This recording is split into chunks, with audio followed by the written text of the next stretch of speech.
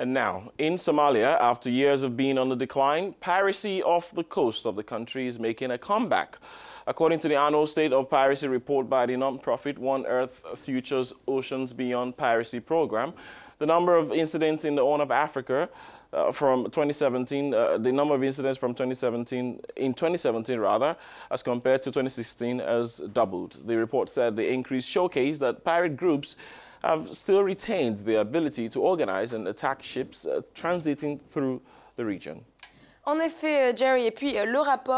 the report also indicates that a decrease in the number of counter-piracy patrols and a certain complacency on the part of the captains in the implementation of the self-protection measures are among the facts of the resurgence of these pirate attacks off the Somali coast.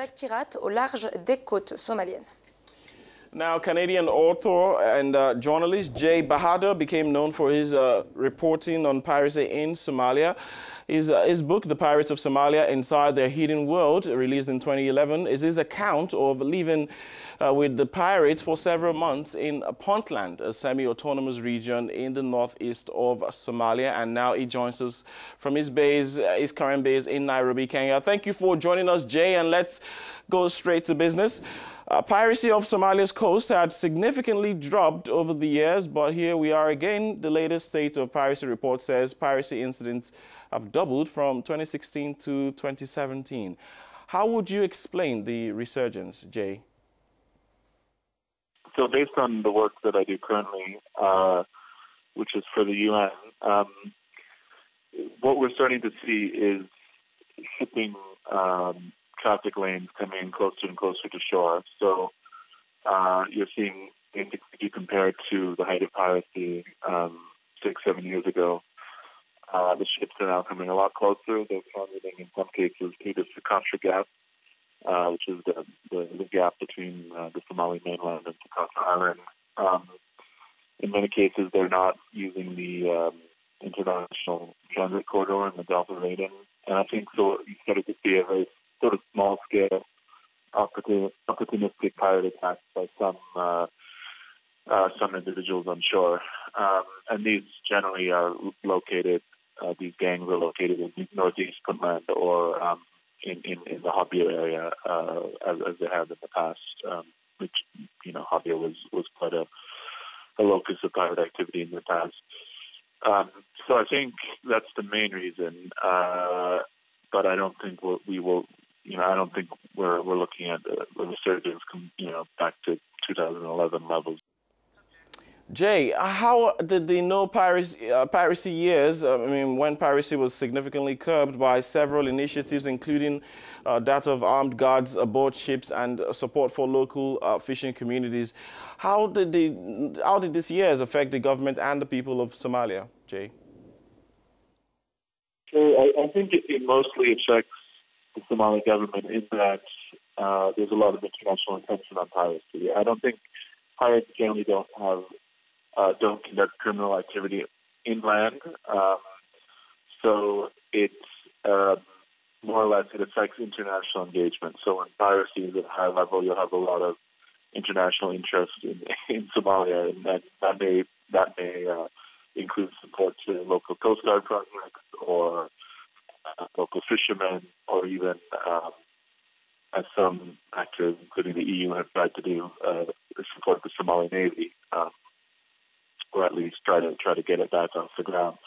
So I think that's, for the most part, the way it affects the people on the ground in Somalia. Obviously, it's a bad reputational issue for Somalia as well. Somalis don't like being thought of as pirates, and I think a lot of Somalis are quite resentful that piracy is one of the things people think about when they think about Somalia. So I think from that point of view, there's definitely interest on land in eradicating piracy. And to some extent, pirate gangs, when they have operated on the coastal region, those areas have become de facto out of the control of the local government. So that's also an issue. But luckily, pirate gangs haven't yet really turned to crime on land in Somalia. Jay, your book offers an expository on the situation of piracy in the region, and also your film. But how have attitudes on piracy changed over the years? And also quickly, are you still in touch with some pirates and the communities in Puntland?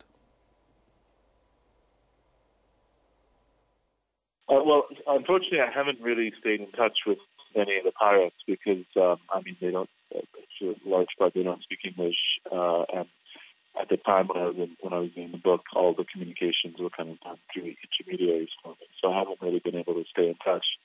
I still go to Puntland quite frequently for work, and the last I heard was the main character in my book, Boya, who is a sort of pirate seeking redemption and based on kind of I guess, realization of Islamic principles.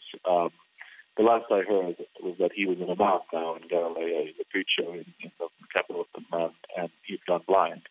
So it's quite an interesting turn to the story. I mentioned at the end of the book he had been put in prison 4 years. He's in prison for about 4 years, and as I said now, apparently he's a preacher. So next time I'm there, I'm hoping to look him up and see if all that's true, because that's quite an amazing story. In terms of attitudes of piracy, I mean, I still think there's the widespread belief in Somalia that pirates are justified reaction to things like illegal fishing and toxic dumping. I don't really buy that narrative. So I think there's still kind of an ambivalence towards the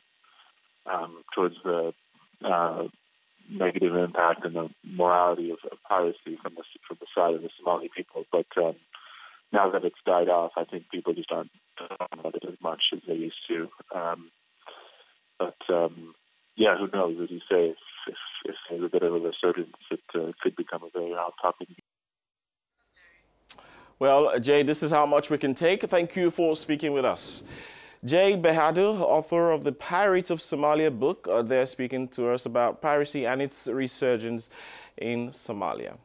You're watching The Morning Call right here on Africanews. Do not forget that you can watch this broadcast in English or in French if you are on the Canal Sat network. Use the blue button on your remote control to change the settings, and you can also catch up on any of the episodes of The Morning Call online at www.africanews.com. Still to come on the program. Preparations are in top gear for the 13th edition of the Nsangul Njinji Festival, the annual international festival of music and arts, and we will be joined in the studio shortly by one of its organizers to tell us more about the festival. Plus, stories from the world of business and sports when we return after the break. Do not go anywhere. Anan and I will be right back.